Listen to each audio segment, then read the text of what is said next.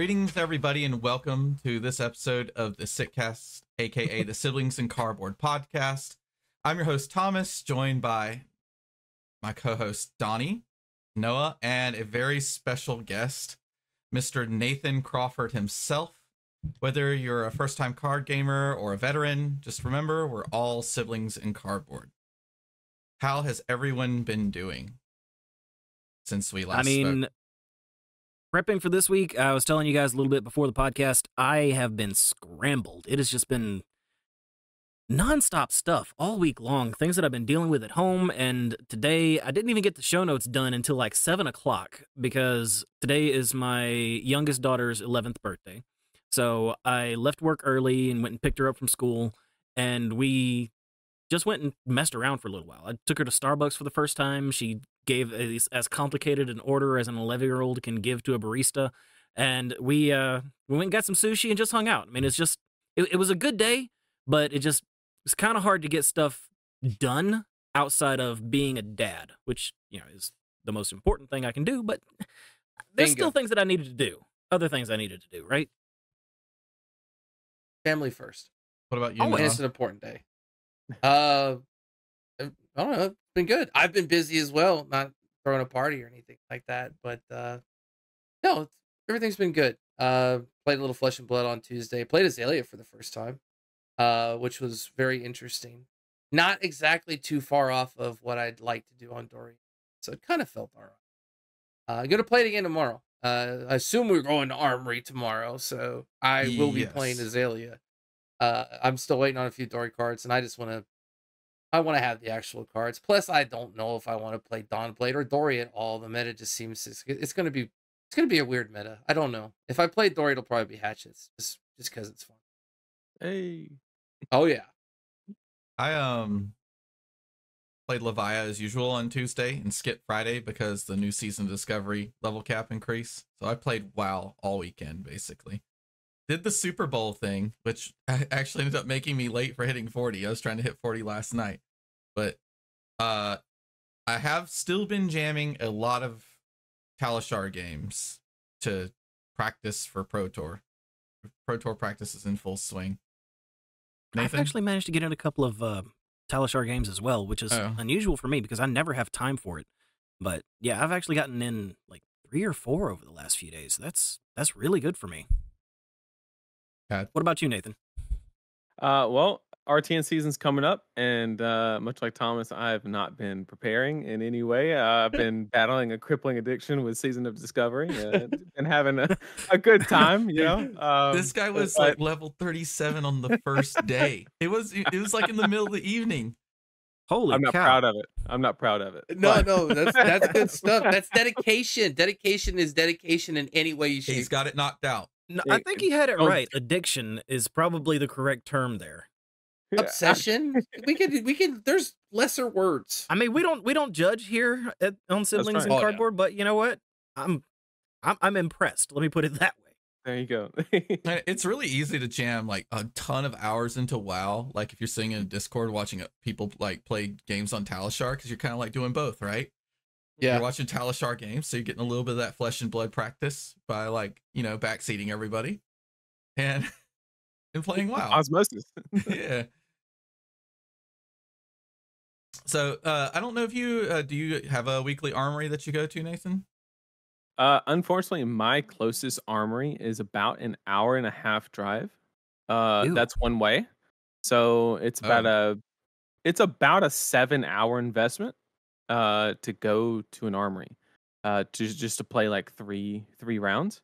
So as you can imagine, I usually don't make it to those because I really make a big effort to like go to like pre-releases or ProQuest or RTNs or anything like of that level. But as far as a weekly armory, it's just asking a lot. I would love to. Some of my best memories. I got like the local scene in the Birmingham, Alabama area like going, but it just was not sustainable to keep doing that. As I started traveling for bigger events and stuff like that, it's very hard to talk the wife and kids into like, hey, I just got back from a calling. Guess what? Armory on Monday. Let's go. It's a very hard sell. Oh yeah. Oh yeah. Yeah, that is absolutely the truth. Yep.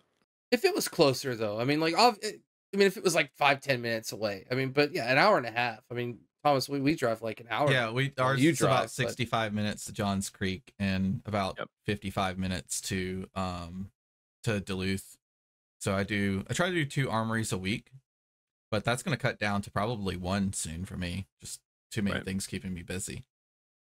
Yeah, I'm probably about to go back down to the 1 as well. Just keeping up the Tuesday nights at Johns Creek because Fridays the school is picking up again, and this class that I'm in now is video sharing platforms, and it's a little harder than my last couple of classes have been. So I got to put a little bit more effort into it, I think.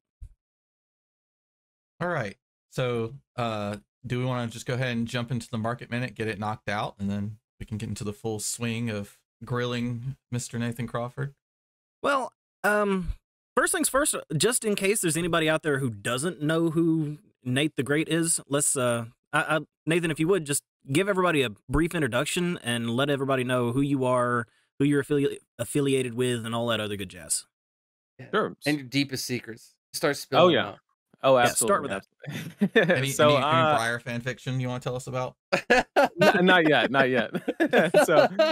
So yeah, I'm a member of the Card Guyz competitive TCG team, and I've been playing Flesh and Blood ever since the release of Monarch First Edition, which, if I'm not mistaken, is about 3 years now, maybe 2.5, give or take.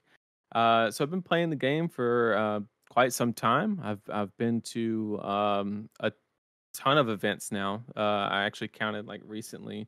I didn't count, but I just kind of skim through the gym account, if you will, and because I don't go to that many armories, it's like basically it's like calling Battle Hardened, calling Pro Tour, it's just like all in a row kind of thing. I was just kind of like reminiscing a little bit, and I've been probably, I don't know, 10-12 callings every Pro Tour and Worlds, and so we go to a lot of events, and yeah, people probably know me from playing Briar a lot. That was my main for about 2 years or so. And then obviously she moved on, so I had to as well. And I have not found a home. Still working on that. But, yeah, that's me. Appreciate it. Noah, what you got for us, buddy? But that's it. That's my segue. Well, all right. So, I mean, do you want me to try to find a softball to throw at you? I mean, I can no, make don't something worry up. about it. Every time we try to serve you one, you just let it whiz past you I know. anyway. Wow, there's a lot of things going on. No, so we did have some movement in the market. I mean, obviously there's tons of cards we can talk about. Things from heavy hitters are fluctuating all over the place. Some of the cards we're going to talk about have literally went up and down in the last like 10-20 minutes. It's pretty crazy, the fluctuations. Cards that you might have thought have hit the roof probably haven't just yet. I'm talking about Prism. People haven't fully sold out yet, but we're getting there. We're going to start with Smashing Performance. This is a card that came out of Bright Lights. It is a 6 attack card, 3 costs, yellow, pitches for 2. When this attacks, draw a card, then discard a random card. If a card with 6 or more is discarded this way, destroy a random item in the arena. This card came out and it didn't have a very hefty price tag, even with all the mech stuff, I guess, that it came out with. Even back January 28th, around my birthday, it was a $4 card, $4.58. And well, it's about $20 right now. 20, yeah. So we've got a 500% increase on normals. Rainbow foils are up to $30 right now, so you're looking at a pretty big spike. The card's fantastic. Wow. It's yellow, it pitches. I don't know. Well, it's a 6. You know what I mean? In KO, it doesn't it's block. Items. That's like one of the biggest problems with it. But if you're running it in KO, it almost says that you have a 100% win rate in a max. Just straight up. Like, he can't beat you. He usually can't out damage you via aggro because his hero power just doesn't keep up. It doesn't really work with that game plan. And then he tries to make the Mechanoid and you're KO. You only have 6 misses in your deck. That Mechanoid's dead. Right. Yeah. It is a good card. It does feel a little weird that it's just a 6. It doesn't block and it's item hate. That's $20, but it is a really good card. It's also yellow. I do think the fact that it still pitches for 2 probably has some play into it. I mean, it feels okay. I mean, slab dash What's is the, always scary too. So anything that gives you some points into slab dash, which I think KO might be fatigable by her, especially just value him out with a couple gun items.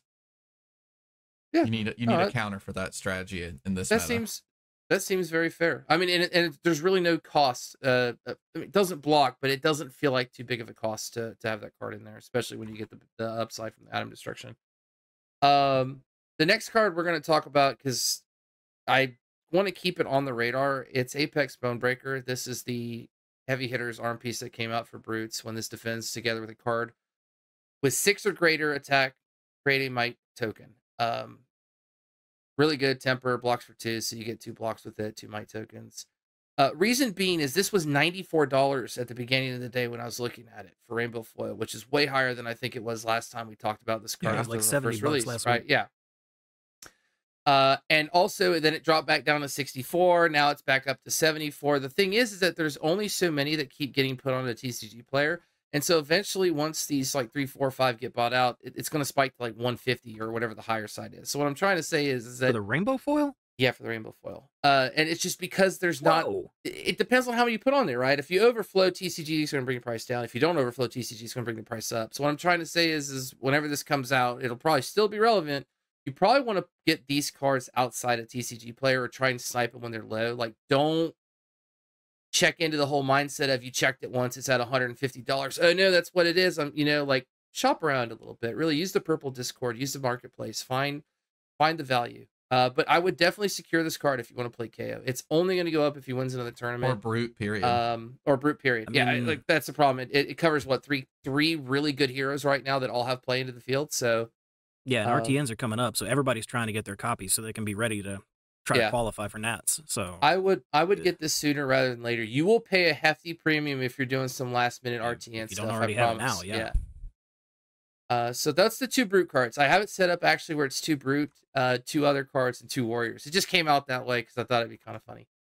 So okay. Prism did win a Battle Hardened. We're going to talk about it. She did. Great library of. Not all of her marvels have moved. You got to understand the reason is that when that weapon was announced, things spiked so crazily that they haven't actually got back to that. So it's not worth talking about how high the marvels have gotten. Prism's on the table, but it's nowhere near it. The boots aren't really going that crazy, and cold foil, rainbow foil, they're still pretty decent. But Great Library Solana, which comes from Monarch and rainbow foil and or cold foil, the fabled out of it, has gone up quite a bit. I mean, it was about $120, $130 fable. It's getting close to $200 now in rainbow foil. So you are going to be paying a heftier premium for that. There was a lot of Monarch that came out.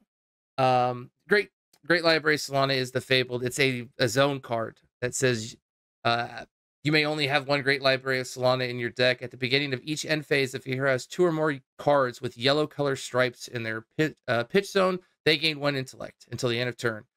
The action is discard 2 cards with yellow color strips, and you can destroy it, and any hero may activate it. The problem is how many decks do you really think run a bunch of yellows? Most decks don't really run a lot of yellows. It's actually daunting to get rid of. But also you're chucking 2 cards away. Like if the Prism's already started picking up momentum, like you're giving up your entire turn to get rid of it. It feels really tough sometimes. If you've ever been high rolled by that card, you could see how strong it is, but it's also like the card does nothing. I don't think it'd be pitched or blocked with. No. So once you draw it, you have to play it. Yeah, there's no pitch value, there's no block value. You got to play it out, pretty much. So it is, like I said, it's 184 right now. It's trending upwards at $200 rainbow foil. Cold foils, you're looking at 335 plus, which makes sense. It's first edition Monarch. There was a lot of it, but it's still pretty out there. Next one is another fable. Should be no surprise. It's Light of Soul. This has actually taken up again. It had an initial surge when Prism had the weapon announced, but it's going up crazily. When the rainbow foil starts going up this high, then you got to respect it. And so Light of Soul is the Dusk Till Dawn fable that says when this is pitched, reveal the top card of your deck. If it's yellow, you may put it into your hero's soul. I had it played against me today for extreme value. It was wonderful for them. The rainbow foils are now up to $120, and I can tell you they were about $80, if not lower, 67 here around end of December. And so it's coming back full steam. Cold foils as well are getting upwards of $300. That That card is More like reason to buy Dust Till Dawn. maximum. That card, Yeah. well, that card is like maximum high roll potential, right? You pitch it, Yeah. you flip a Herald, it goes into Prism Soul, triggering her ability to get an Angel. Then she can get the Angel of Erudition, take that soul that you just got, get rid of it, draw a bunch of cards, and the Angel has go again with a new weapon. Pretty low opportunity cost too, right? I mean, it doesn't again, block. it's another non-block card that like the only function is to pitch with it. If you're seeing a theme to the illusionist cards we're talking about, if you look at that deck list that won, that deck was all in on its strategy. No, Yeah, there was a lot Didn't wanna of non-block cards in there. It ran a lot of the non-block pumps, right, for heralds to make sure that they hit and stuff as well. Did it? I like I decks think that don't it's wanna some, yeah. It had to have. The I can't think of the names of them right now. Angelic Wrath, I think, right? It I ran had all of the Celestial figments. Reprimand.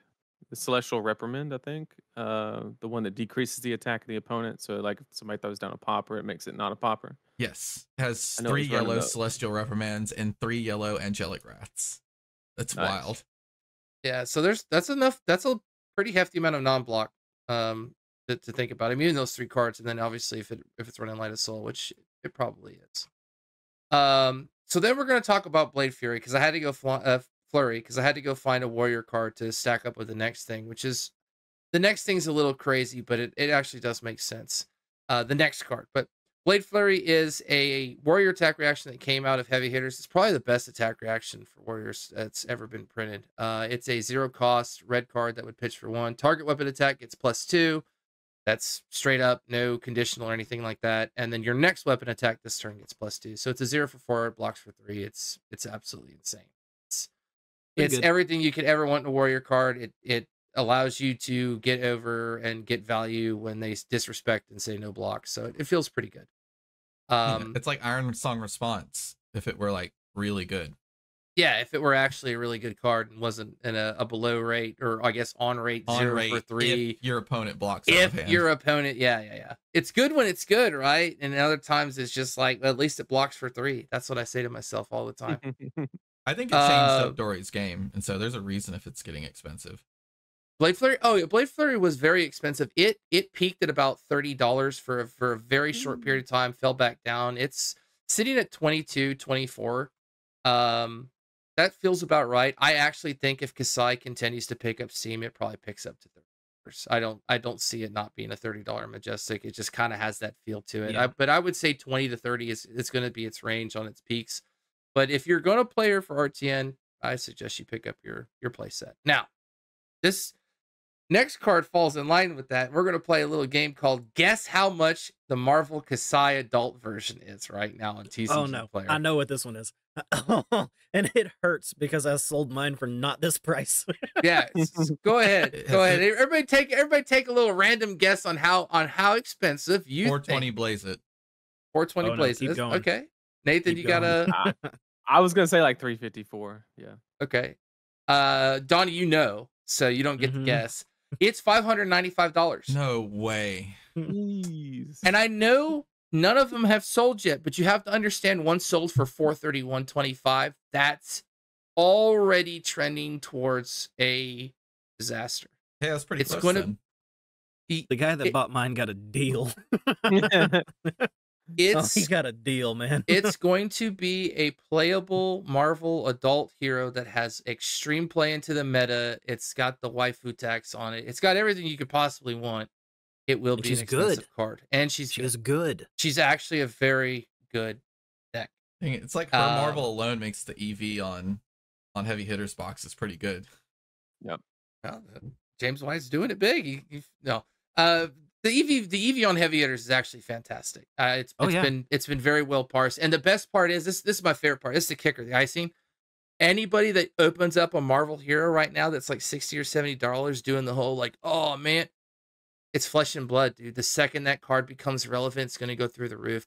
Just sit on it. It's just not its time. It's all about timing in this game. So like The value don't of flesh and even blood fret. cards. Value of flesh and blood cards is all tied up in how playable they are. So Mhm. just sit on them, relax, don't sweat, don't sell your Marvel Betsies, don't do any. There will be such a time and a place for it. You won't even. It'll be wonderful. Just enjoy it. It's a good card. That's what I really like about Flesh and Blood and the sets. But that's it. That was my 6 cards for the market minute. $595. Because I don't pay that. Please don't pay that. Go trade it Or out. do. Go. I mean, it's your money. It is your money, and if you really want to buy it, but Purple Discord, the marketplace, I promise there's I've seen them for about 420, 435, which is still pretty high. You could probably hackle somebody down 350, 375 on, FF, PayPal type stuff, but really try and shop it around. Don't do the FOMO stuff just yet. Other people will open up the Kasai's and sell them on. It'll come back down a little bit. Yeah, the EV on this set is so good that people are going to continue to crack boxes and Yep. cases It's just to try to keep going. It's So a the market's feedback going loop. to level out Yeah. eventually, Yeah. but for now, it's still a brand new set, so everybody's still hyped about it. And RTNs, just Yeah, and RTN you'll season. you'll know that lull when it's time to, okay, now I can buy. I I'll just let think a you lot know. of people are probably getting back into the game too because the yeah, Tales of this- Aria heroes are gone and Heavy Hitters is just like a throwback right to the first set. The Tales of Aria heroes are gone. I don't know why everybody hates on them so much. They were good, but they were just a clearly power creeped heroes. Man, it was fun though. I Yeah. was about to say, you probably have some strong opinions about the Tales of Aria heroes, huh? Oh, they were not good for the game in any way, but man, I enjoyed playing her. Like it just is what it is. You just like read the Oldham text. You read the never text. happened. You read the text on Channel Mount Heroic and you're like, what are they smoking? Yeah, I'll just wait till we get It's- that Earth Brute that everybody's been talking about. Earth forever. Brute. Earth Brute. I mean, it just No. seems to fit, right? I think might it have to Can seems- you ban imagine an Autumn's touch Earth again. KO? Oh yeah, Oh. ban. Oh, you definitely have to ban Autumn's touch. Oh. Gross. So Never gonna happen. The Never gonna past happen. weekend, we had a couple competitions going on. We had the AGE Open and Calling Liverpool. So I think Calling Liverpool again was a sealed that led into draft. Yes. And again, the top 8 was pretty diverse in the draft. You didn't see just like 4 people playing KO and then 2 Betsy, 2 Kasai kind of thing. The top 8 was 2 Kasai, 2 Betsy, 1 Victor, 2 Rhinar, and 1 KO. Yeah, 2 Rhinar is crazy for me. I didn't think that Rhinar was very playable in draft, but then 2 players in the top 8 of the calling were on it. That's weird, isn't it? Yeah, I thought what was KO in was that the pool? default. Huh. That's the question, yeah. Like it must have been very, very thin on blues and big on red 6s. Because if you don't have a lot of blues, you can't really go wide on KO, right? So maybe you just kind of play value and try to win with Intimidate at the end of the game. But I mean, Intimidate's a great game closer. It's just the winner was Francesco Giorgio on Kasai. Kasai's just seems to be very, very like solid. You'll always get a decent deck in draft with her. She gets to abuse like a lot of cards that are really difficult to play against, like because Guardians are really upfront about what they're doing, but attack reactions are hard to play around. yeah, there are some weird numbers on these attack reactions too. There's one that gives +5. If you do happen to get it. I mean, I know it's a conditional +5, but like it's I have +5. mixed feelings about that card. I put one in Arsenal once, like about midway into the game, and never got a chance to play it.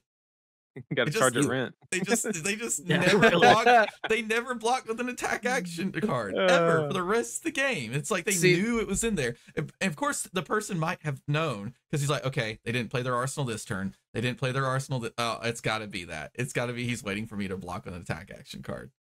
I did it to 2 players at pre-release, or I as you would call Soul Red, and I would overblock by 5 because I was like, I win, but like I'm not gonna let you kill me with it. And they're like, oh, it totally was, and it's like, well, yeah, it's like I'm not No. gonna give you the one thing that I know it could potentially. I know there's a +5. I won't let you have it.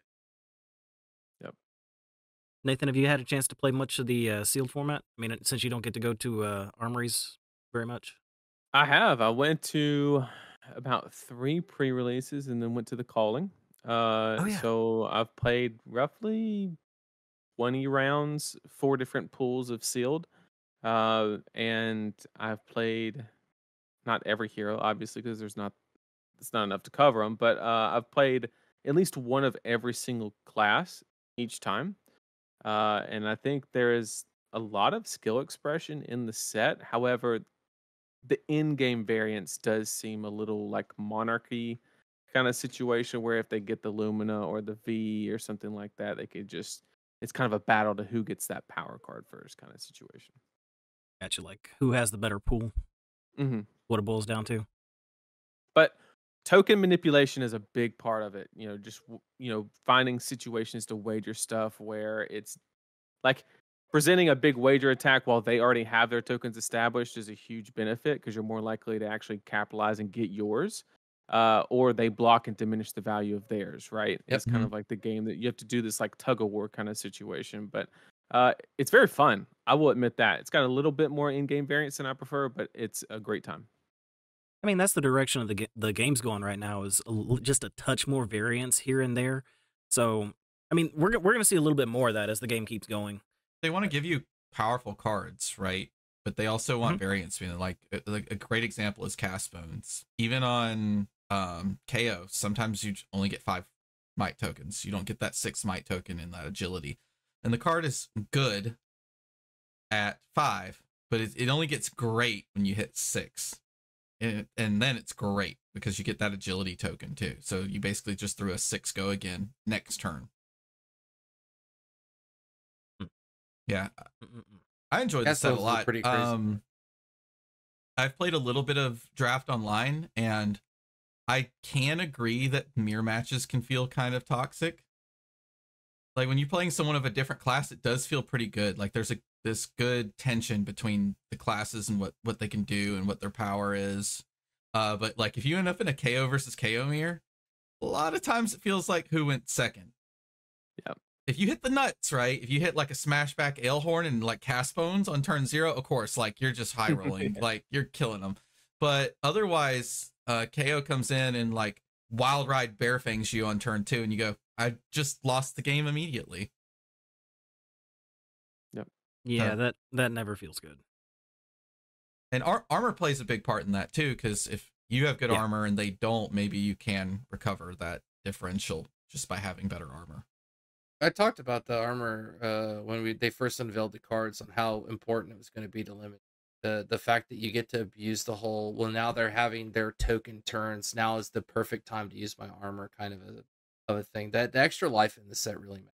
And actually pulling any of the armor pieces in draft that block for 3 are like cheat codes. Any of the hats are cheat codes. Straight up cheat codes. You want to talk about a pack one, pick one? It's cheating. It's actually cheating in limited to have 3 extra life. Yep. It's insane.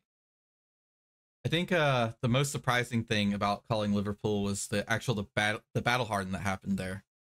And the winner of that battle harden was Prism. And boy, did Brian Gottlieb post some stuff on Twitter after that happened.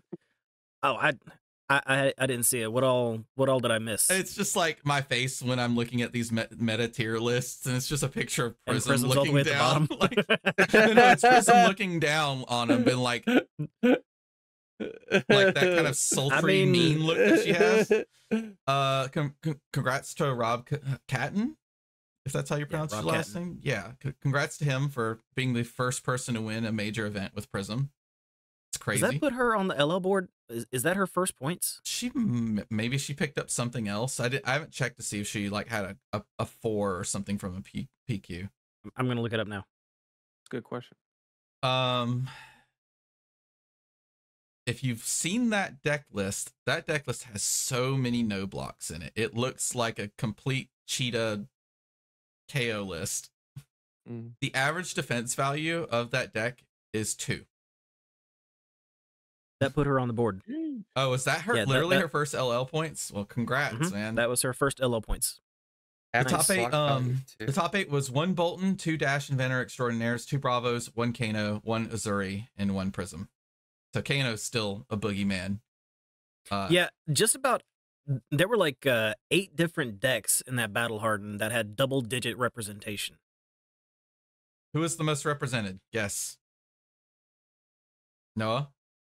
Well, I have the notes. Wouldn't that be cheating if I Okay, said I it? don't know. I don't know if you read it. Okay, Nathan doesn't have the notes. Who's the most represented Come on. at Valheim? I've seen the graphic though. I know it's chaos. Yeah. Interestingly enough, he did not make top 8. Well, we've seen that before, right? With Dromai, and then everybody said, don't say it. Don't say it. She's not that bad.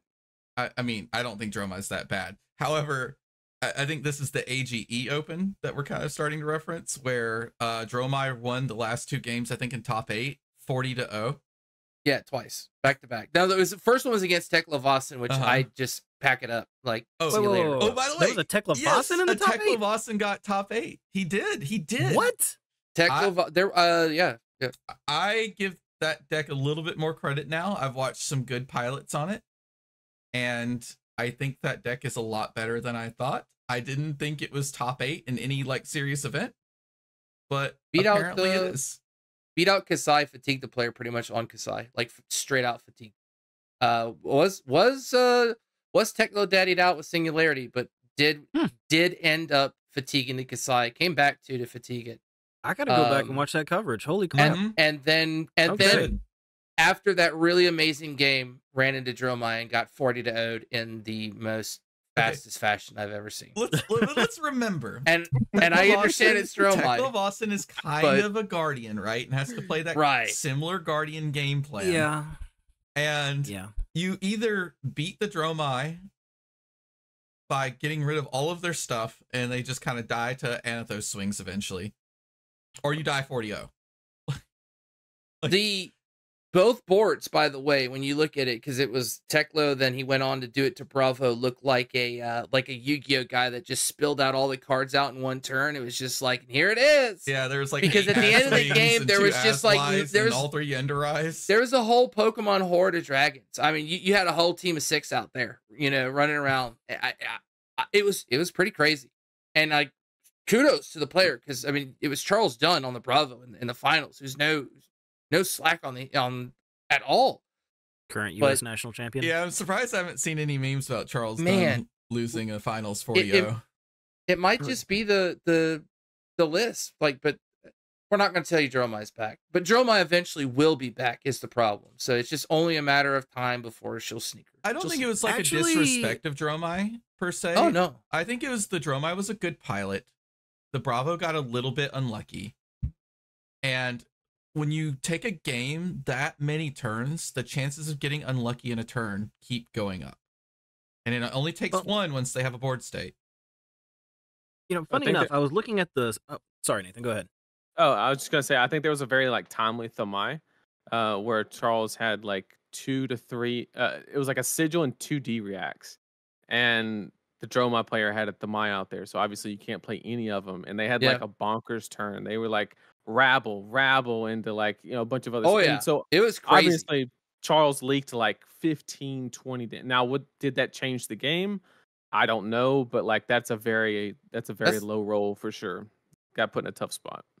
Yeah, drawing 2 red cards that you can't really utilize effectively right when the Thamai comes up. Yep. Ouch. Well, right before we started recording, I was actually looking at the February data that collates the metadata for Talishar, and we're only 2 weeks into February, but Dromai actually has the highest win percentage of any hero on Talishar right now at 57%. You lied to me. You told me it was Arachne before the game started. No, I did before not. This all started. You did. No, I did not. You said you Does debated me consistently do well on Talishar? I feel like she does. It does. I think so, but do you think Dromais just play against other Dromais and ramp it up? Interesting. Do what?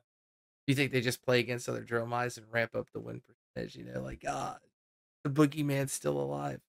I mean, no. I don't know. I didn't deep dive into the data. I just happened to be looking at it because I wanted to look up the Katsu stats. She's a really good deck. She's hard to pilot. She has this weird chance of kind of imploding if you draw your cards in a really weird order. The next expansion slot card, right, that they come out with for it'll just wait. It's just going to be another red card that literally says when you play this, your hero hits Living Legend. Yeah, At some point, Yeah, play like, 3 copies, gain LL points. yeah, you just like gain LL points automatically. No, it's time for a new dragon, right? Coming out one of these days. Yeah, I can see that. Isn't like the dragons they put out, aren't they all kind of lore based off of different things from Volcor? I wonder if there's like I have no room and idea. lore space to add another one. Who knows? Uprising was out before I started playing, so. Well, I think that covers our weekend, so let's jump into our grilling of the Nathan. Yeah, Yeah, let's the put reason Nathan why on we're the here. spot a little bit. Let's do So it. yeah, so we had you introduce yourself to a little bit, but I want to hear more about your origin story as a Flesh and Blood player. Like, I think I've heard that this is maybe your first trading card game, which how well you're playing actually like kind of blows my mind. Yeah, so this is, I mean, I guess technically how you want to look at it. So I collected Pokemon back when I was a kid. Back when I think it was like, I'm aging myself here, but I think it was like base set 2 was when I like started collecting Pokemon. So not quite like first edition. I'm not that old, but like, I was a little kid and Ow. I like I Yeah, opened you're the calling I pack. was me out, collecting too. first edition Pokemon. I think Come on, man. I think I walked around with first edition cards in my back pocket while I was at school. Yeah, in Oh, rubber man. bands. I did Oh, too. man. Oh, that's Ugh. it. Those were the days, bro. So that was like my first experience with like TCGs, right? And then, but I'd never like played. I just collected and I went to like there was a bookstore that would do like trade days or whatever, and I'd go there and just like swap cards basically. So then after that, I played a little bit of like kitchen table Yu-Gi-Oh. Nothing like starter decks, basically. Nothing, nothing crazy. We just like read the rule book very loosely. And I remember for the longest time, we actually just kept it at like 2000 life because that's what it was on the TV show. So games were ending like super quick. I would just like magic cylinder and just win the game like on the Yeah. spot. Like it was kind of cool, but like yeah. Played So by we didn't know anime what we were rules. doing. Okay. Yeah, we were just messing around, having a good time. Meaning Whatever. no rules, right? Exactly. And so yeah, that's all my TCG experience summed up before Flesh and Blood. And I was just looking for something social to do, like everybody was after or during COVID, basically, right when the restrictions were starting to ease up a little bit.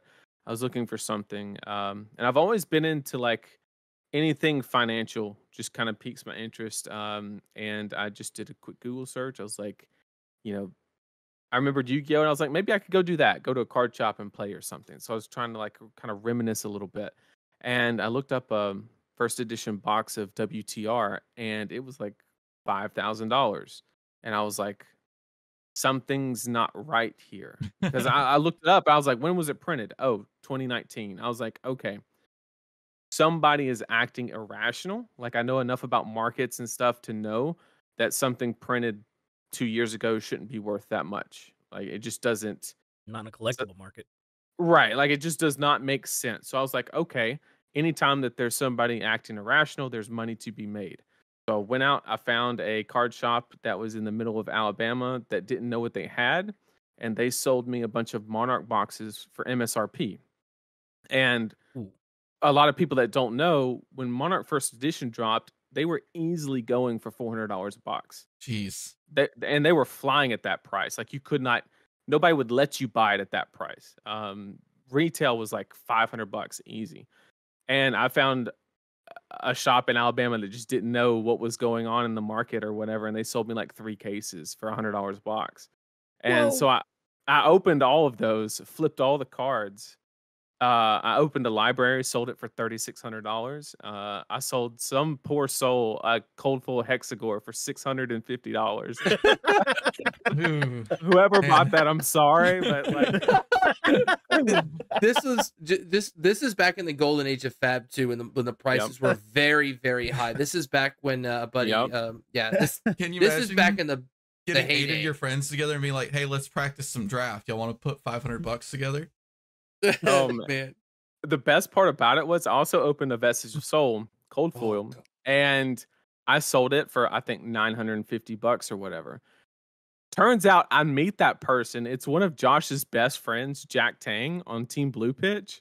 So Oh, now we're like buddies, but I sold him Investors to Soul for $950. It makes it a little funny. he bought it. I mean, He if he's bought getting it. use out of it, then Hey, that's it. That's Yeah. it. deal well made.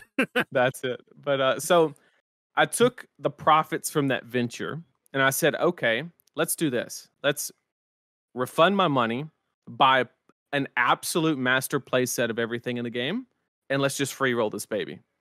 So that's what I did. I took that profit and I just got my 3 E-strikes, my 3 CNCs, whatever. And God, I paid $70 a piece for Spoils of War and $150 for a Courage of Blade hold. Back then, everybody played Dory because it was like OP and Blitz. And so yeah, then we like started playing the game. I went to an RTN, met Josh, and that's where the story started. I went to nationals, and that was like the first US Nats was like the first TCG tournament I went to that was over 20, 30 people. And I walked in the room, and I saw the vendors, I saw the people, and I was like, this is for me. This is for me. And, Yep. we played a good tournament. The first time when I drafted at Nats, it was the first time I had drafted any card game ever. I sat down at the table, and I was like, guys, which way are we passing these packs? I need to know. I literally had never done it ever at US Nationals. I 2-1 both pods, but it was like my Wow. first time ever drafting any card game. That's- Didn't this know dude's which a way the packs natural. were. Yeah, so I think I kind of give credit to that for being. I played like a lot of strategy PC games. Stuff as easy as like Civ and Age of Empires, stuff like that, to as complicated as like Grand Strategy, like Hearts of Iron and stuff like that. So I have to always have something in my life that kind of gives me like a mental kind of, just an outlet, right? A way challenge. to like, yeah. Yeah. I like to think of it as you like to do things that give you a light headache, right? Exactly. Yeah. Exactly. Yeah, Exactly. And Tao Shard is great at that, by the way. I like you played a game earlier today and then you logged off of Discord because you're like, I need to recover. Yeah, it was not it. But yeah, so after that, I played the game and I just really enjoyed it, and I started meeting people. The people were awesome. I will caveat this with, when I thought about playing a TCG, I actually played Yu-Gi-Oh for 1 week before I bought my boxes of Monarch, because I'd played Yu-Gi-Oh kitchen table, right? Like if I'm going to play Anime a card rules, game, yeah. I got to like go back to it, right? Right. It just makes sense. So I bought this like meta deck for like $500 or whatever, and I went to an armory or whatever they call it. I played one event. I went up to the counter and I said, "What will you give me for this?" Oh my god. I spent 2 hours watching someone else play the game, Oh yeah. and I was That's like, Yu-Gi-Oh in a nutshell these days. I yeah. was like, this just isn't fun. And so that lasted exactly 1 week to build the deck, and then I played one event and I was done. And then we found Flesh and Blood, and we're good. Yeah, you have so much more player agency, even when things are going really poorly in Flesh and Blood. There's a couple instances, Kano, but other than that, Flesh and Blood's really good about that player agency. So Most you were the Briar guy for a while. What are you planning on doing in CC? I'm not saying like give up your deepest, darkest secrets on your deck that you're taking to Pro Tour, but kind of like what heroes are you finding yourself that you want to focus on? So right now, I'm actually making a very specific effort to focus not on one hero. I think that previously that was that was probably one of my biggest weaknesses. Was I never registered Lexi at a tournament. I never registered Starvo at any I knew tournament. I liked this guy. I mean, I just what's the third best deck to ever be in Flesh and Blood? Chain, right? I registered Chain, but not when he had like Seeds of Agony and he was like broken in half, right? So like I've just never been a player. Like I would say post Seeds of Agony Chain was the most broken deck I've ever registered at a tournament. And then after that, it's just like regular Briar. And I've just never kind of gravitated. I've never been the play the best deck kind of guy. That's probably not a smart thing to do, hindsight 2020. But, with that being said, I just enjoy what I enjoy. And it's very difficult for me to just put down something I enjoy to get a 10% edge kind of situation. So, but right now, I'm not focusing on any particular hero. I'm just trying to play a bunch of different ones. Everything from Dromai to Bravo to Dory, Hatchet, Stormblade, whatever. I've played some Bolton, Brute. I'm just spreading out all over the place and then trying to find some way to attack the meta and getting reps in so I'm ready when a spot in the meta opens up.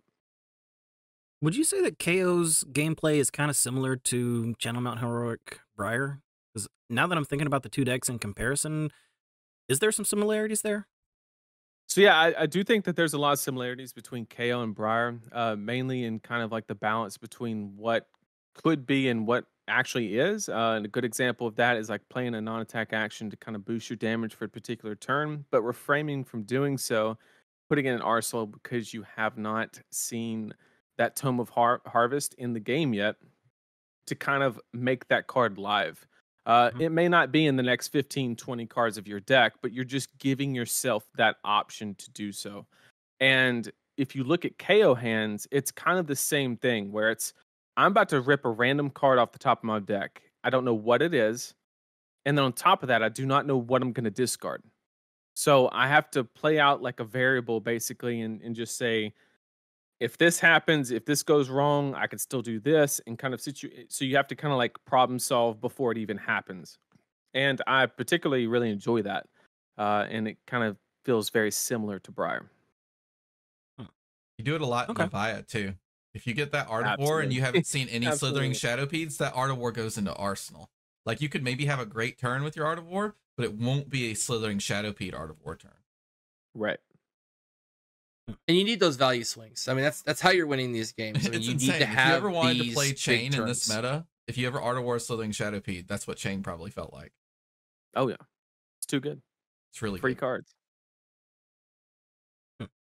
Let's see what else we got, guys. Yeah. So, speaking of like Briar and stuff, and even though you're like saying you were playing the third best deck in the format, you were the Briar guy when Briar LL'd by winning nationals. Charles Dunn won it on Briar. Right. So I think you had actually your pulse on the meta all along.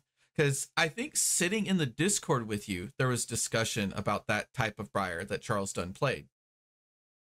Yeah. So actually, that specific type of Briar was actually created a year ago before it ever arrived at U.S. Nationals.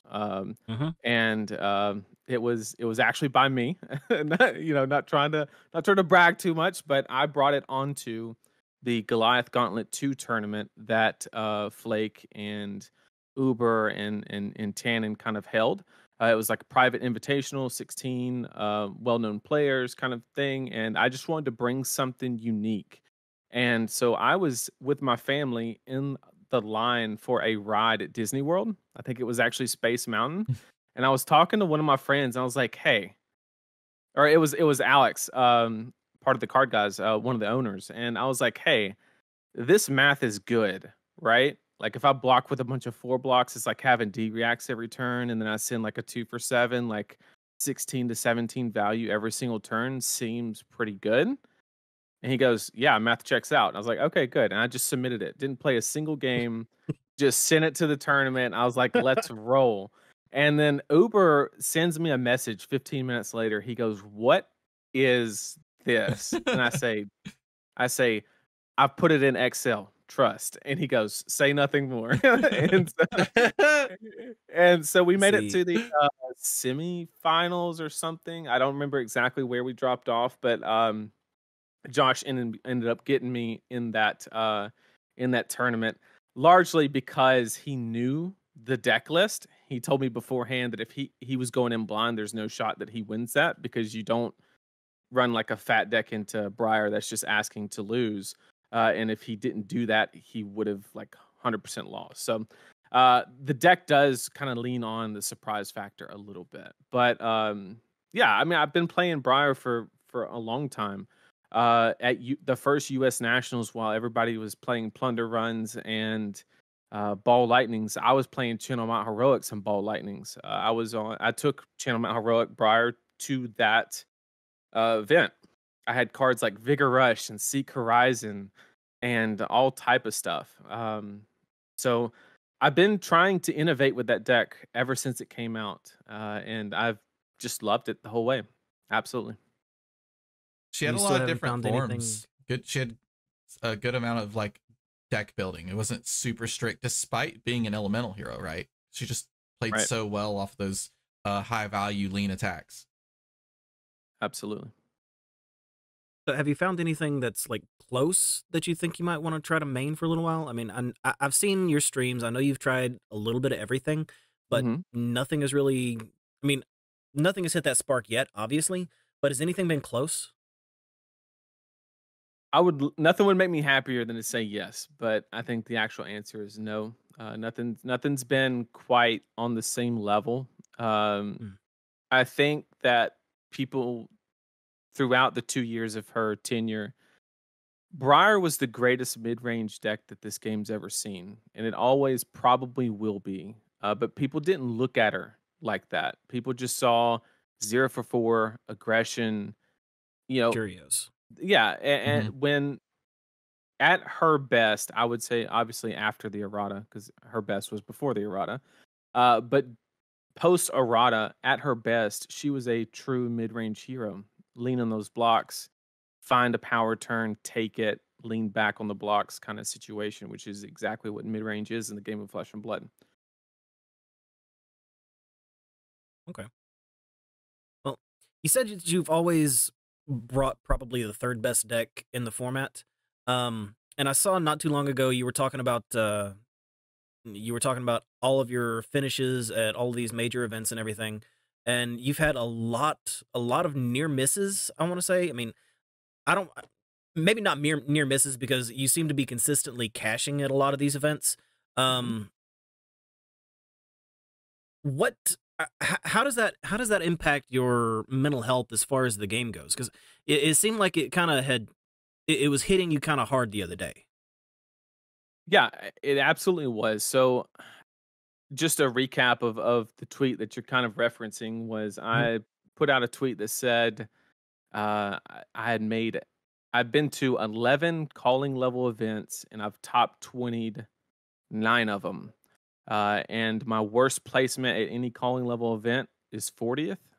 So I've always made day 2 and the top end of day 2 at that. So I've always been there, right? I've never been lower, never been higher. And what made that one different, because what I've always done, anybody that wants to take the time, if you go through like the old tweets and stuff like that, like at US Nationals, when I bubbled out at 13th, I was like, I got 20th last year.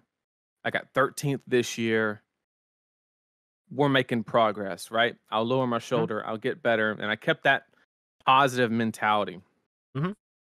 But at the end of the day, anybody, like, just think of your favorite song and then listen to it 10 times in a row and tell me you enjoyed it the same as you did the first time you listened to it versus the 10th time when it's back to back to back to back.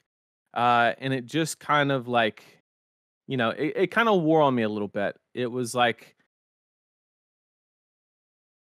thinking that you have the potential to break into the top 8, but always banging your head against that edge kind of situation is just, I guess, frustrating is the best way to put it. And yeah, I just got frustrated with this most recent one. Now, it was limited, and I wouldn't say that I'm probably the strongest limited player. I would say that most of my expertise is probably in the form of Classic Constructed. But I don't know. This one just kind of stung because it was the the 9th time for top 20. And what that was your level there. record in calling Hartford? 10-4. landed 18th. And some 11 and 3s got in. I think there's 1 or 2. All 11 and 3s. Oh, all 11 clean 3s. cut. Okay, a clean cut. so you missed a win and in. Dang. Correct. Yep. Man, that's so tough. And man, that is also so many games. Yep. That's a lot of flesh and blood to play in a day. Oh, and it's 2 days. Yeah. That was 2 days, right? A day of sealed and then a day of draft. Yep. It's still a lot of flesh and blood. I mean, it's taxing. It's playing 2 to 3 games sometimes is taxing, let alone playing 7 games perfectly at that, right? I mean, and you strike me as somebody who likes to think and analyze it as well, and that has to be extremely taxing because there's a ton of analyzing and then overanalyzing and then reanalyzing. Did you overanalyze? And so it's this entire like rabbit hole that you're going to go down into, and eventually like some decision has to be made, but then you never know if it really was the right. I can understand that, and I wonder, do you find yourself, do you consider yourself a risky player? I mean, like, do you think that maybe there's a part of you that needs to take a bigger, like, sort of like less calculated, more like this is the riskier but intuitive play? And I don't mean just I find myself, you can only play to the outs so much before you're trying to script the outcome rather than, play what felt right in that moment. Right. I would say I would agree with you. I would say that I'm not risky enough. I think I get too comfortable mapping out the highest mathematical, value for per hand, per turn cycle, or whatever the case may be, when there's a lot of situations. And I read an article from Reed Duke recently, a well-known Magic player. And he wrote an article on like smelling blood in the water. Yes. Right. And just knowing when. Great article. Absolutely. I learned so much from that article because I found myself doing exactly what he went over in the article so many times. I would say, this is the best I can do mathematically, but it doesn't shut down my opponent from doing what they can do the best mathematically. Right. And that might be my best out, right? Is doing that and shutting down my opponent. So that's something that I could definitely do better. 100% is just being, which it's actually very odd because I come from also a poker background. I played at one point. So that's where the skill came from. I was gonna say you strike me as a very good poker background. I even have another question about some other hobbies and stuff. All right, let's hear about the poker. Yeah. So I was stationed in. I'm prior military. I was in the Navy for a while, and I was stationed down in an Air Force base in Biloxi, Mississippi. And if you know anything about Biloxi, it is literally just casinos. There's water, not water you want to go into either, because it's Gulf. But and then there's casinos. Like that's all there is down there. So I went through a period where I would probably spend on average 20 hours while I went down there for a training for my profession there. And I would like bring my clothes to the schoolhouse, change out of my uniform, and then drive straight to the casino. And I'd get in like 20 hours a week at the tables, probably on average. Wow. And just because once again, it was that thing in my life at the time where I had a mental outlet. I knew that I could sit down. I do not enjoy roulette, blackjack, anything like that. Can't stand it because I know the math behind it. I know when I sit down, even if I play the absolute best, I'm at a disadvantage. So why would I do that? I just can't wrap my head around it. I'll do it for fun if I'm going with somebody just to hang out, but I would never like go alone and like do that. But poker, I can outsmart somebody. I know I can do that. And so that's what I would do. So I grinded like 1-3, 2-5. I played a little bit of 5-10. That was a little too much for me. But bringing it back to the point of risk, I've played $2,000 pots, right, in one hand. And in poker, you have to take risk in certain spots. You can't. Scared money doesn't make money, right? Mm-hmm. That goes for like life, but it like just magnifies when it comes to poker. And so I've never been a risk adverse person, whether it be in financial investments, poker, whatever the case may be. But for some reason, with card game, I just get so locked into this is the maximum amount of value I can get from the hand. Let's do this. And I just get locked into it instead of like pushing advantages and stuff like that, aka smelling blood in the water. So I would say that that's 100% one of the things that I could definitely improve on. Brute life I have is to go check out definitely that good article, 'cause I haven't. for making those pushes and taking those risks. So yeah, KO is like a good hero to Absolutely. practice. Well, Because you're some heroes you only play with your known information, right? Right. Occasionally you'll be like, okay, this is what my hand might be next turn, but you don't have Mhm. ways to draw cards. You don't interact with your deck in any way other than drawing your cards at the end of the turn. But KO, you're top decking constantly. Right. it's just I've told you guys that I think that this meta is going to shift toward a very heavy value meta. But like the thing that's going to beat if everybody's playing value is who's trying to go for the obscene, the unheard of value, not the safe value, the crazy value. Yeah, Right. variance is going to play in part into it. You know, you're not going to outvalue the guy that gets the double blood rush spell his turn. You're not going to beat the, you know. So you're if telling me he's Dash 100%. IO is good?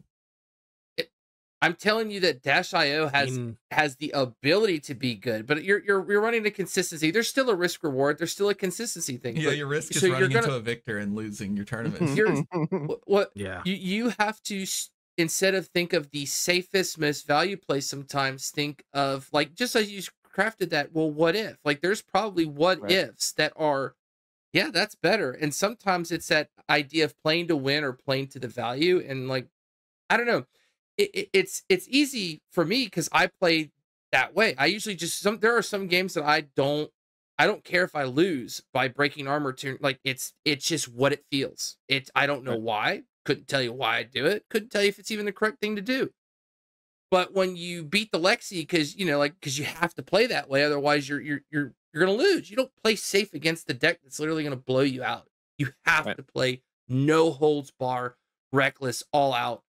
And yeah, you're gonna get bit sometimes. Unless you know the math, But- and then you could block Unless her out. and obviously, fatigue her. unless you know the math. But I think that's that sort of that balance. Like just like you said, again, it's not all or one or all of the other, but I think you have to be able to have that fine line and that switch and say, okay, hold on, intuition has to take the wheels here because I don't want to think about it too much. I really feel this is the right play, and then in hindsight, do the math. Then you can do the growth. That was a math play there. That wasn't an intuitive play. So Nathan, So, oh, go ahead, Donnie. well, I was just curious. I know that you've got points on the LL board with Briar. So, Mhm. Going back to that, I don't want to beat a dead horse, but going back to that tweet for a second, and mental health and getting back into the grind.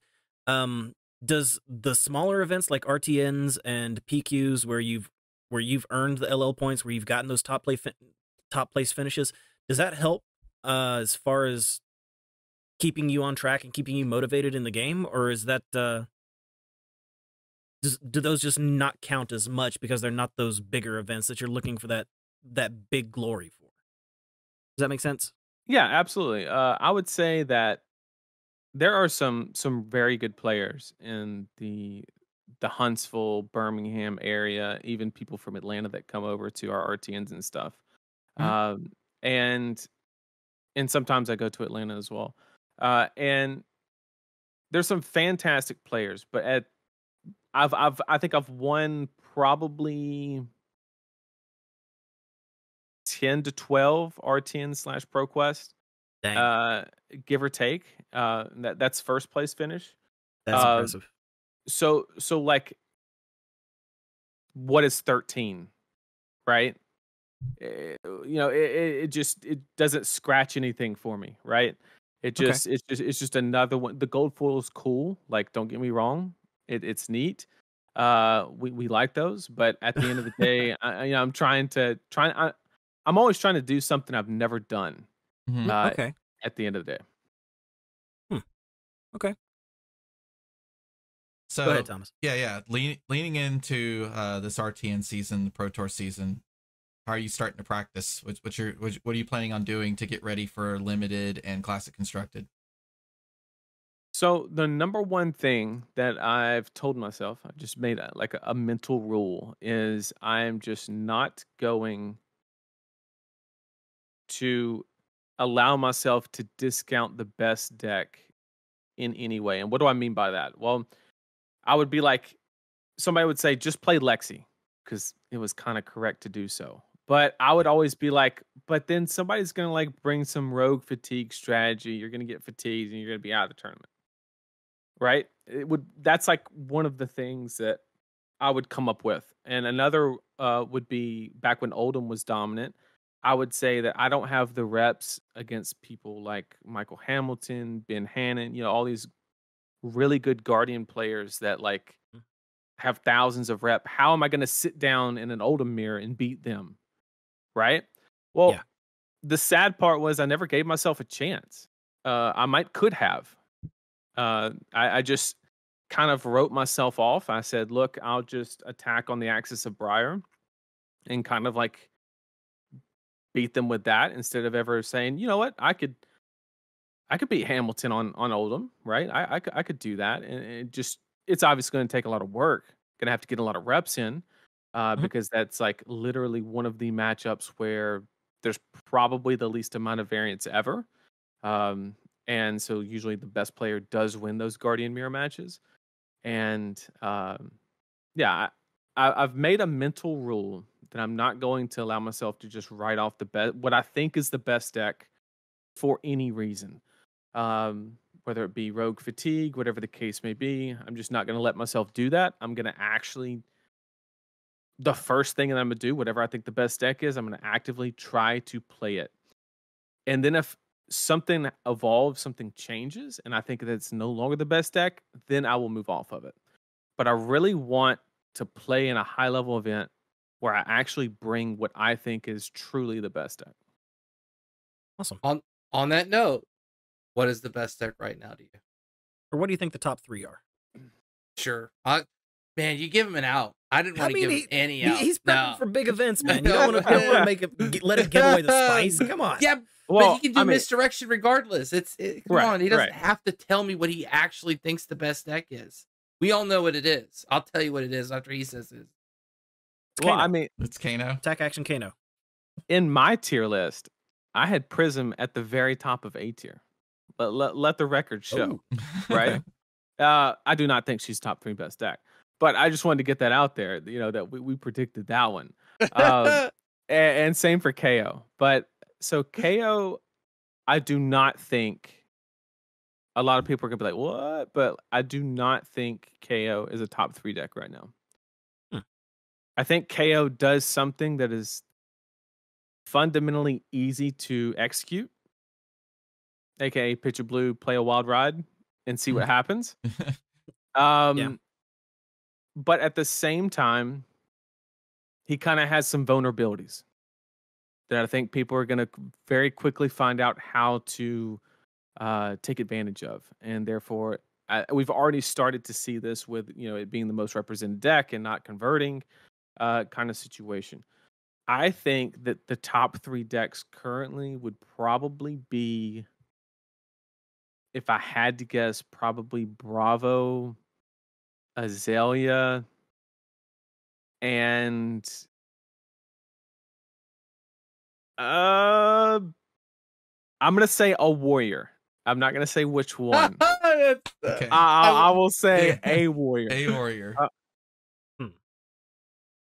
I like it. I agree with that. Bravo, Azalea, and a warrior. I think that's fair. It's not my warrior, trust me. But there is a warrior I think that actually plays very well in this meta, and it'll show. I think 3 out of 4 of them are quite good. Yep, I agree. Oh yeah, well, Olympia's going to be busted next. He already said. Hey, I didn't say any particular heroes. We're keeping it vague here. Well, you're not We know. You're not singling out Dory. It's not Dory. Might be. Hack Story. Are you going to an RTN this weekend, Nathan? I will be.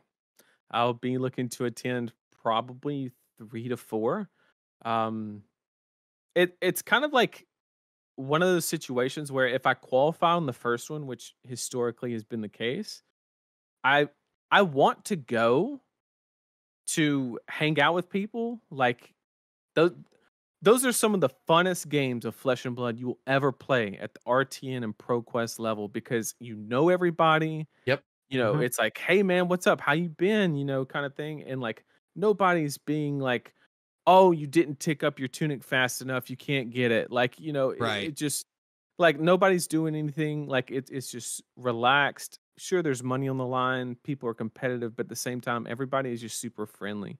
And I love going to those events. However, I'm in a very weird position where if I qualify for the first one, if I keep going to these events, I'm the guy that's nice enough to like concede and let somebody in. The problem is in CC, I have really, really high elo. So every time I do that, it gets really iffy really quickly. A good story was I conceded to a buddy, Jeremy, and got him into nationals. And later that year, the elo invite for Worlds, I made by 4 elo points. So That good. concession cost me 6. So if I would have done that one more time, I would have had to have found a different way to Worlds. Ow. A So- slightly more expensive way. Exactly. So like I would love to keep going to events, but it's like I don't want to win a game when somebody's trying to get their invite to Right. nationals. So what I'm probably going to do is just play events till I get my invite secured, and then I'll probably just back off, let them do their thing, because I don't want to like knock people out of top 8 Right. and Because stuff like that. I most think that's people fair. don't know the way the RTNs work. They don't pass down. Correct. So if like a group of people go and spike an RTN and they already have their RTN invites and they're just there to try to win a gold foil, if 4 people who already have RTNs get top 4, those 4 invites are just gone. Just evaporate. Yep. Yeah.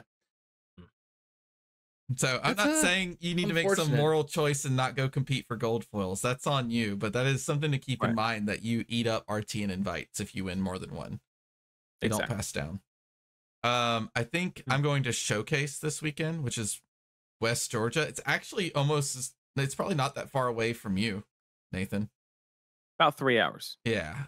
It's like Yep. an hour and a half. So Not that far it's away. not. It's not. It's like you get on, like you have to make a trek to I-20. I'm guessing that's like the what makes it long. And but once you're on I-20, Right. you're basically at Showcase. 3 hours is the average for me for RTNs and ProQuest. Easy. Ugh. I have to always go all the way to Huntsville or like Atlanta, or hell, I have to go to Mississippi on the other side. Like there's never I've had one RTN or ProQuest that was within an hour and 30-minute drive. The Southeast is so spread out. Yep. I know the Yeah. So much PQ drive that I time. won, the weekend that I went, I was like going to spike a Kentucky PQ necessarily. There just literally there were nothing closer than Kentucky. So Right. we were like, let's just go to Kentucky and play in the last PQs of the week of the season. Meanwhile, like Northeast, all their stuff is like within within 40 miles, there might be like 15 RTNs. Yep. Any chance you might be at the Duluth RTN on the 24th, Saturday? Duluth, that's Level Up, right? Mm-hmm. That one is a maybe. Is that this weekend? No, it's the 24th. Yeah. Yeah. It's like 2 weeks from now, right? Yeah. 2 or 3. Yeah, roughly. I have it marked to where if I have not got my invite, I will be there. So I plan to be there boy. if I have not secured one. Yeah. We'll have to take down Nathan if we're trying to get our Nats invite if he shows up. That's it. Well, good luck That's in it. your earlier Nats or RTNs Yeah. then. Yeah, so you Yeah, don't go have win to somebody show up. else's. Yeah, go win somewhere. Yeah. No, I'm joking. It would be an honor. It would be an honor to play. Absolutely. Are you playing Leviah this weekend, Thomas? I didn't even tell me you're going RTN. Yeah, I was going to discuss it with you. Like, we need to go ahead and buy our spot. Hopefully, it's not sold out. I don't think it will be. I think Showcase is a is it CC? Yes, Or is it CA? actually, we don't have limited in Georgia. There are no Oh, limited events. man. It's all classic That's constructed. That's unfortunate. So There's only Really? one limited RTN within like 6 hours of me. it's like Tennessee, Gracious alive. Like the closest one. and that's a long way to drive to play maybe 2 rounds and drop. Right.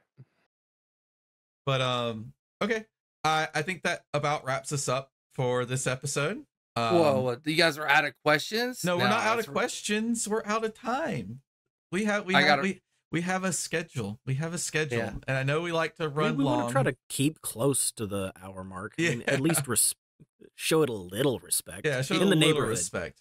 But We I could do do a want fire to round with Noah. We could do a fire round with Noah. 3 rapid fire questions, real fast. Nothing crazy. Your favorite food? Favorite food? Oh, it's got to be steak and pizza. I couldn't pick between the two, though. Wait, Okay, at the that's same fine. time or Steak one or the on other? pizza? No, separate. No, separate. But that's a good choice. Pizza's It's like a I don't even know what to replace the word surf with. It's something in turf, right? Yeah. Italian and turf or something. I don't know. There you go. if you could remove one keyword from the game, what would it be? Spectra. Me too. I was seeing them we're on the same wavelength. Pizza's good, yeah. Spectre's good. If you could rework one hero, who would it be? Vincent. Okay. I would have picked 100%. Riptide. I picked Riptide 100%. because it's too toxic with certain decks. You can't talk to each other. But Vincent, I like too. Yeah. Okay. I think Riptide's solid. Like he's potentially powerful, whereas Vincent kind of just seems like there's like some fundamental flaws. I think they should have made her hero They a played May her too ability. safe. It's just Riptide can't was too interact safe. if the only thing you do is swing and pass. He just can't. Exactly. And so I feel bad. I feel really bad because I want Riptide to interact all the way. And it's just like I don't know what to do. I don't know what to do for you. But that was it. Just 3 rapid fire. Y'all thought I was gonna go just trying to figure him out. You didn't tell me you had any questions. Oh no, these are all coming out from left field. That's what Oh, Donnie yeah, that was quick. Yeah. I mean, a lot of these questions came out of left field. Nathan, I appreciate you being a great sport, man. I wasn't trying to put you on the spot with anything. I really appreciate you coming at this with humility and the way you answered the questions. Thank you. I appreciate you being here, man. Absolutely. You are a wellspring of knowledge, and I know probably a lot of people look to you. I mean, I soak up your streams all the time, and I think you're a very knowledgeable player. And the things that you say, you take a lot of time and consideration in crafting. And so I respect everything that you say and do. I mean, like, not Absolutely. like I take it all like he's right, but no, like you have Question a very everything. level head. Yeah, always question everything. But you have a very level head, and you're just such a genuine soul. But thank you so much for coming on and giving us your time. I appreciate that. Hey, you want to plug anything before we close it Yeah, up? please. I mean, why not? I mean, shout out to the sponsors, Fabric.gg, Magnolia Gaming, and Dragon Shield. And I do streaming on YouTube every Wednesday night at 9 Eastern on the Card Guyz YouTube channel. Swing by. I do everything from gameplay to just informational stuff, how to evaluate things, just all types of stuff. Just swing by. And, of course, tier list. If you need a tier list, I got you. We do a lot of those. But, yeah.